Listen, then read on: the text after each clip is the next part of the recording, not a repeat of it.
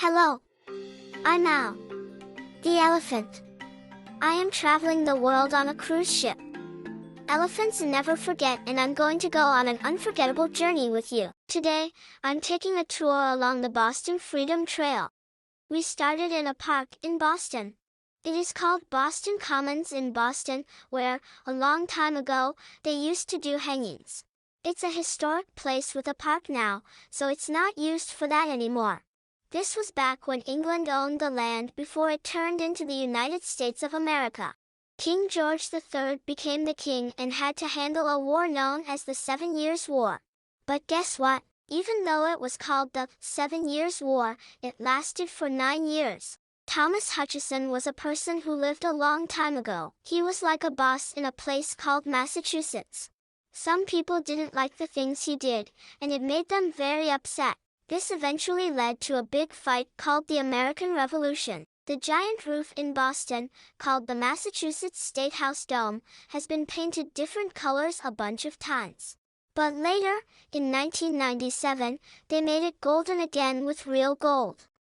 Park Street Church is one of the really old churches in Boston. The song, My Country, 'Tis of Thee, America, was written by a guy named Samuel Francis Smith in 1831. People sang it in public for the first time on July 4, 1831, which is like America's birthday. Granary Burying Ground in Boston, Massachusetts is the third oldest burial ground in the city.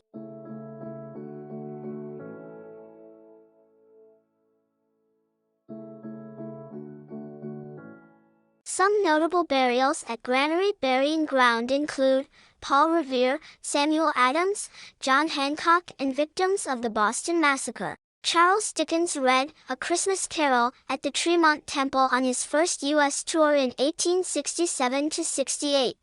The Old State House is a historic building in Boston, Massachusetts, built in 1713.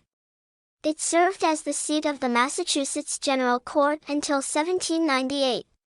The new State House built in 1962. The Paul Revere House is super old, built around 1680. It was owned by the famous patriot Paul Revere from 1770 to 1800. It's the oldest building in downtown Boston that's still standing. Paul Revere had a total of 16 kids. Rachel Revere was his second wife. During the Revolutionary War, some people say that British soldiers used tombstones in Copp's Hill Burying Ground for target practice. On April 18, 1775, Paul Revere told 3 Boston patriots to put 2 lanterns up in the church's tall tower. These lanterns were like a secret code, meaning British soldiers were coming to Lexington and Concord by boat.